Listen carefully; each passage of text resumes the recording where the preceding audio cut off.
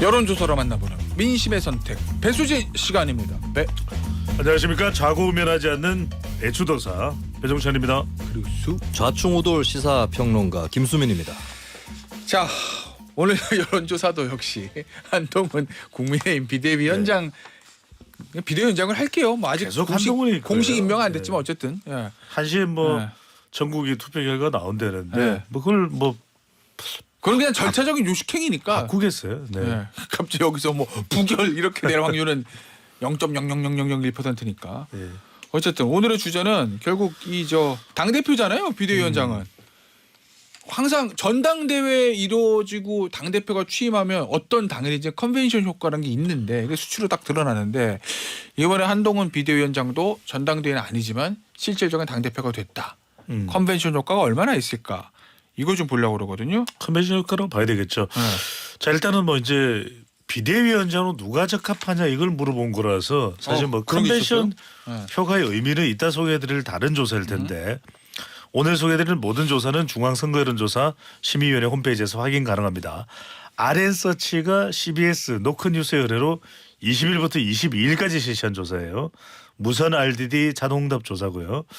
자, 질문을 이렇게 했습니다. 누가 국민의힘 비대위원장으로 가장 적합하다고 생각하느냐. 한동훈 34.3, 원희룡 9, 김한길 5.2, 인요한 5.1, 김병준 2.2. 그러니까 한동훈이 압도적이에요. 야, 그러니까 국민의힘 지지층에서는 한동훈이라고 응답한 응답자 비율이 국민의힘 지지층에서는 66.3, 다 다니는 퍼센트입니다. 보수층은 52.8, 국정 지지율 긍정 응답층 대통령 지지층이죠. 66.4, 70대는 45.8, 대구 경북은 47.3. 그러니까 한동훈 외에는 대안이 없는 거죠. 일단 1등 한동훈 2등이 없다네. 그렇죠. 무명 씨가 2등.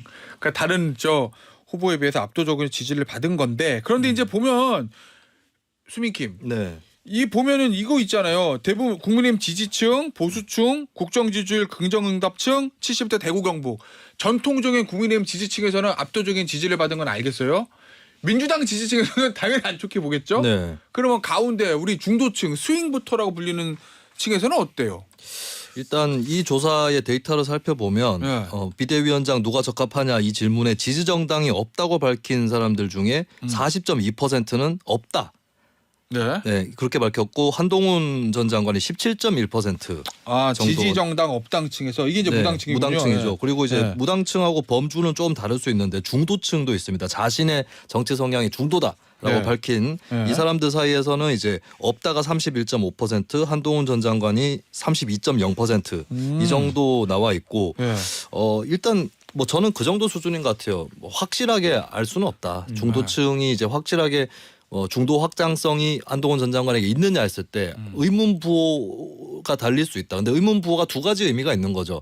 현재로서는 잘 안 보이는데라는 뜻도 있고 다른 한편으로는 앞으로 장담할 수 있는가 어떻다라고 혹은 앞으로도 중도 확장성이 없을 거다 별로 없을 거다라고 장담할 수 있나 그것 또한 아닌 것 같다. 뭐 이 정도 수준에 머물러 있는 것 같아요. 그리고 뭐 한 전 장관의 중도 확장성에 대해서 그렇게 크지 않다고 보더라도 상대 평가를 하자면 네. 국민의힘 안에서는 가장 높을 수도 있다. 예, 그게 이제 어떻게 보면 국민의힘의 현실이 좀 녹록치 않다는 뜻이기도 하고요. 네. 그리고 그렇다고 해서 그럼 민주당의 대선 주자급 정치인들 중에 중도 확장성이 큰 인물이 있느냐? 예. 예, 그것 또한 아니지 않은가. 어허. 예, 현재 이제 한국 정치의 공백 상태가 굉장히 크기 때문에 예. 예, 중도 확장성에 대해서는 이제 아직까지 뭐 비어 있는 그런 답을 할 수밖에 없겠네요. 그 얘기는 절대적으로 평가하면은 좀 두고 봐야지 중도 확장성 있는지 없는지 아직 판단하기가 어렵지만 상대적으로 보면 다른 정치인들보단 낫다. 국민의힘 안에서는 특히. 네. 네. 그렇죠. 바로 이 부분이죠. 그러니까 지금은 한동훈 비대위원장이 진영 프레임에 있으니까 예. 한 장관의 중도 확장성이 얼마나 되는지를 정확하게 이야기하면 모른다겠죠. 모르는데 이제 지금부터 시작되는 비대위 체제에서 뭐 특검과 관련됐든 네. 아니면 이준석 전 대표를 또 접촉하는 부분이 됐든 얼마나 확장성이 나오느냐 이 부분을 이제 봐야 되겠죠. 그 확장성이 있는지 없는지 여부는 거기서 이제 판가름 나는 건데 일단은 확장할 수 있는 공간이 있느냐 없느냐는 있어요. 이 조사 결과 사실은 더 중요한 사실 이 조사를 소개를 해줘야 돼요. 네. 한국 여론평판연구소가 네. 자체 조사로 지난 20일, 21일 실시한 조사입니다. 무선 자동응답 조사였고, 근데 이 조사에서 보면은 누가 더 차기 대통령감으로 적합한지를 이재명 대표하고 그냥 맞대결로 붙여놨어요. 야, 이거 재밌겠다. 그렇죠. 네. 이거는 이제 한동훈 법무부 장관으로 물어봤는데 이재명 대표로 물어봤고 한동훈 이 법무부 장관이 적합하다. 한동훈 적합하다 45. 이재명 적합하다가 41이에요. 예. 근데 이 조사에서 무당층과 중도층에서는 두 사람이 대등해요. 어허. 그러니까 적어도 이재명 대표하고 비교해서 중도층 경쟁력 못할 게 없다. 밀리지 않는다. 밀리지 않는다. 네. 무당층 이재명 대표하고 비교했을 때 경쟁력 뒤처지 않는다. 네. 이거겠죠. 그러니까 이제 우리가 어떤 분석을 할 때는 정확하게 표현할 그러면 어느 시점이냐 또는 누구와 비교를 했을 때냐 이게 중요한데 한동훈 비대위원장에 대해서는 방금 전에 김수민 평론가가 오늘따라 예리하네요. 오늘만 얘기합니까? 더 예리하네.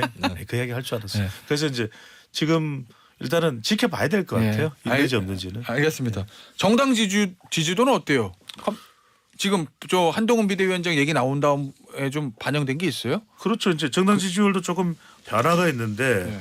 가령 이제 뭐 갤럽 조사 같은 경우에는 국민의힘 지지율이 조금 올라간 결과로 나오고 있어요. 이게 이른바 아까 이야기했던 뭐 컨벤션 효과 이렇게 이제 볼 수 있는데 네. 리얼미터 조사부터 먼저 볼까요? 리얼미터가 에너지경제신문에 의뢰를 해서 21일 날 한동훈 장관이 사실상 비대위원장으로 지명이 된 셈이나 다름없으니까요. 이 조사는 유무선 RDD 자동응답 조사입니다. 유선이 포함이 돼 있어요. 이 조사에서 국민의힘이 39% 그리고 더불어민주당이 41.6인데 이 자동응답 조사치고는 리얼미터 조사의 추세에서도 상당히 근접했어요. 대체로 자동응답 조사가 더불어민주당이 조금이라도 높게 나오는데 근데 직전 조사가 36.7이었는데 21일, 22일 조사가 39로 올라갔어요.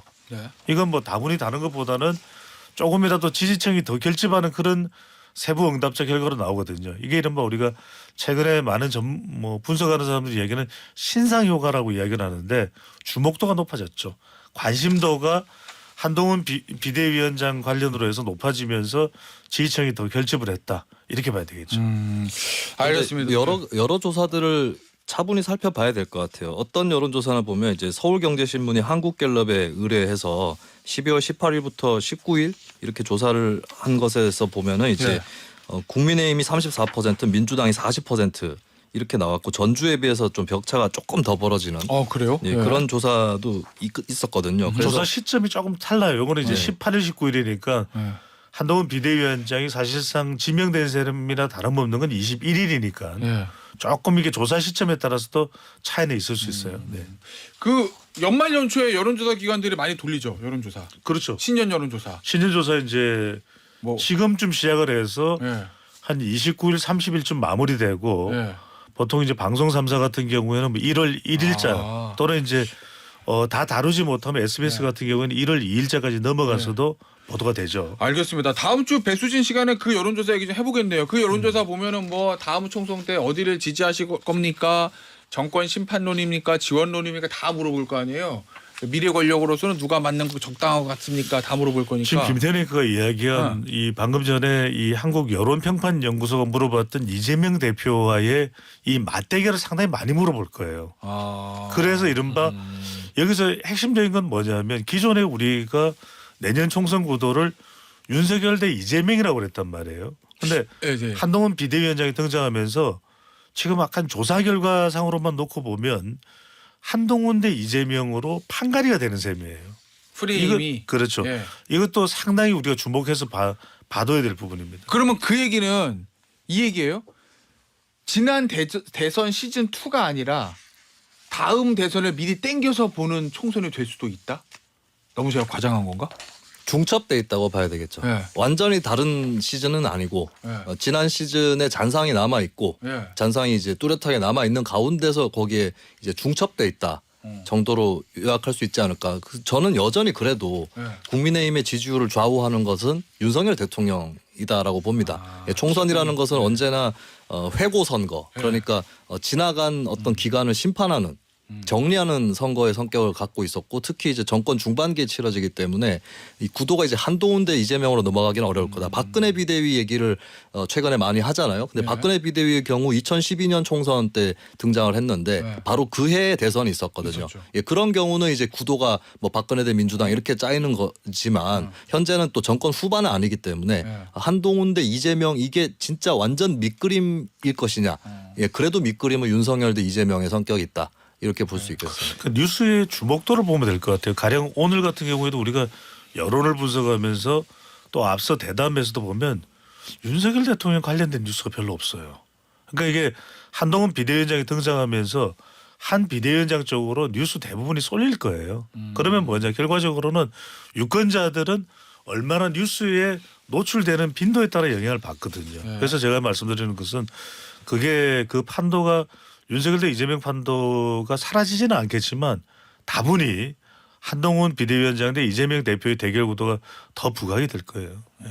결국 그 얘기는 민주당은 이재명 대 윤석열의 구도로 총선을 좀 치르고 싶은 욕구가 있고, 그렇죠. 국민의힘은 그거를 한동훈 대 이재명 구도로 치르고 싶다라는 양측의 프레임 전쟁이 있다. 뭐 이런 거로 정리하면 되는 거죠.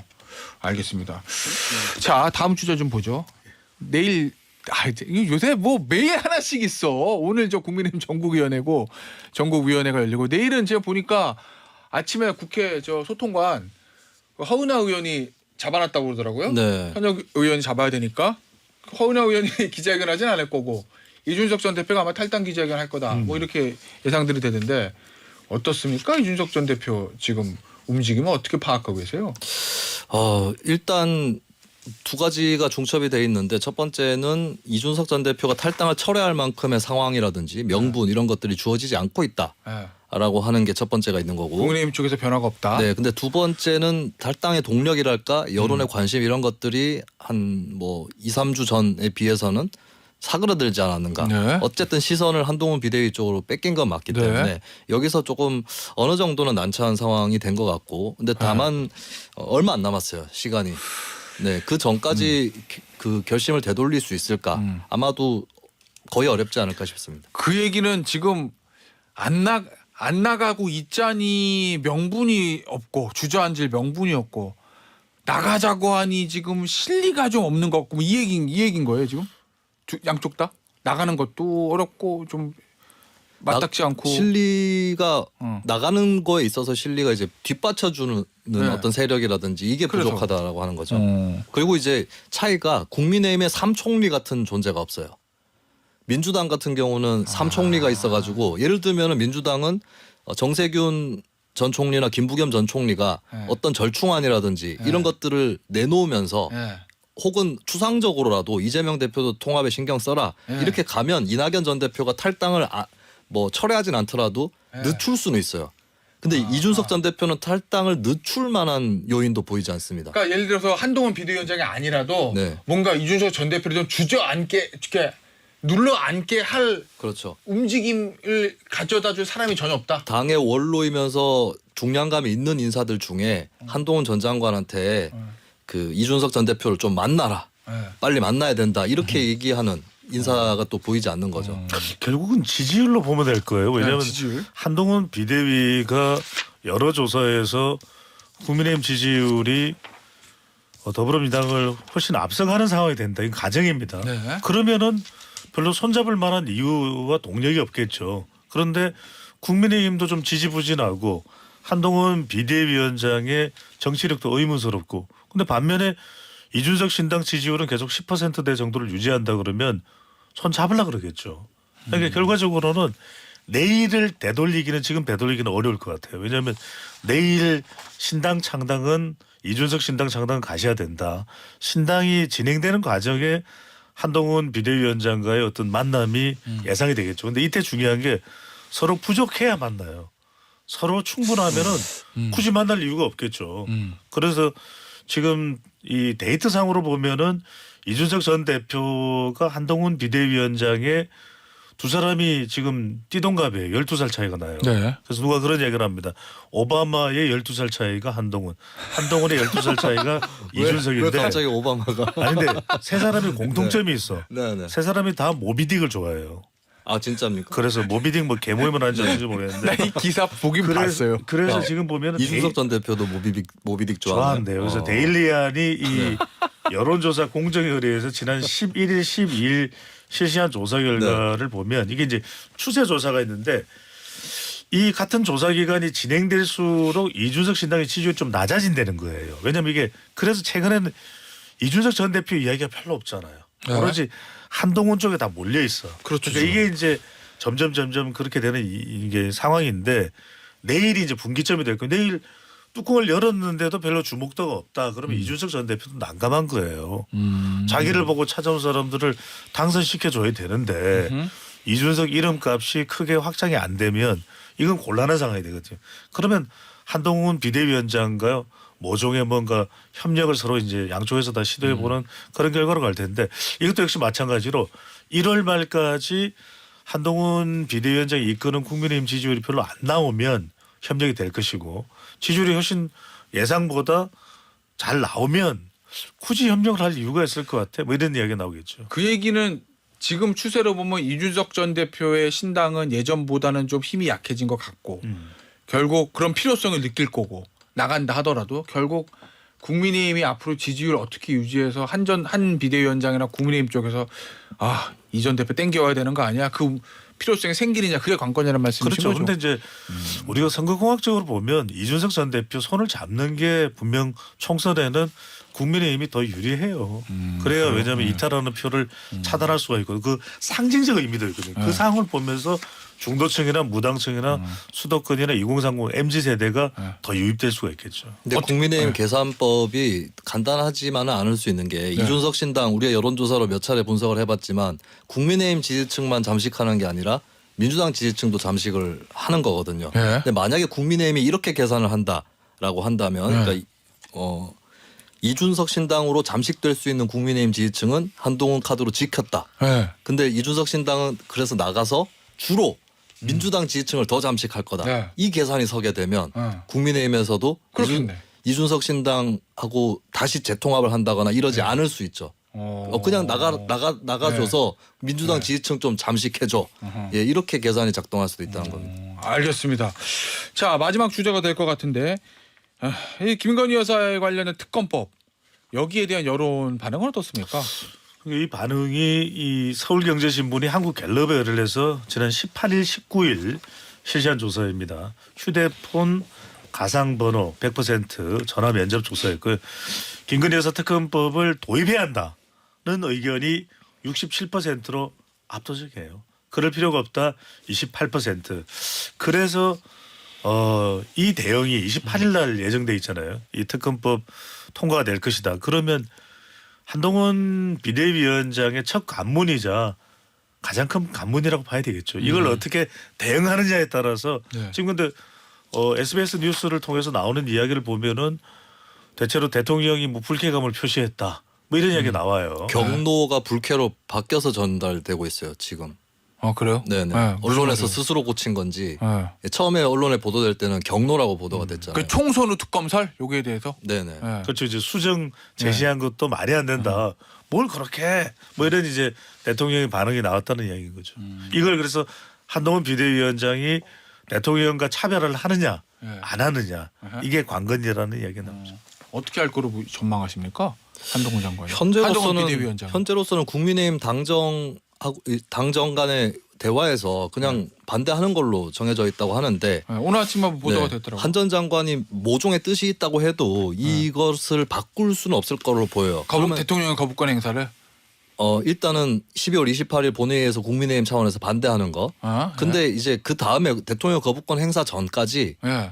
법안이 만약 통과가 되면 수정안을 제시할 수 있느냐. 네. 예, 이게 이제 그나마 남은 관건이 아닐까 이렇게 보여지고 현재 보면 이제 한동훈 전 장관이 여권 내에서 윤석열 대통령보다 인기가 더 높을 수 있는 상황까지 왔거든요. 근데 만약에 이 특검 문제로 발목이 잡혀버리면 윤 대통령의 결국 친위 체제의 어떤 호위무사 아니냐 이 이미지로 가버리면은 윤 대통령 그늘을 못 벗어날 수 있다. 이거는 분명한 시연대인 건 맞습니다.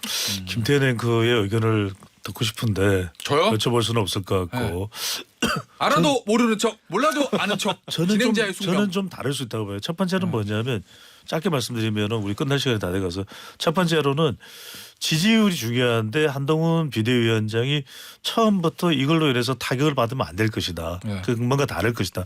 두 번째로는 누군가 그런 이야기를 하더라고요. 윤석열 대통령을 설득시킬 수 있는 사람은 유일하게 두 명이다. 네. 한 사람은 김건희 여사고 한 사람은 한동훈 비대위원장이다. 저는 설득을 시도할 것 같아요. 한동훈 비대위원장. 알겠습니다. 결과는 좀 지켜보시죠. 다음 주면 나오겠네요.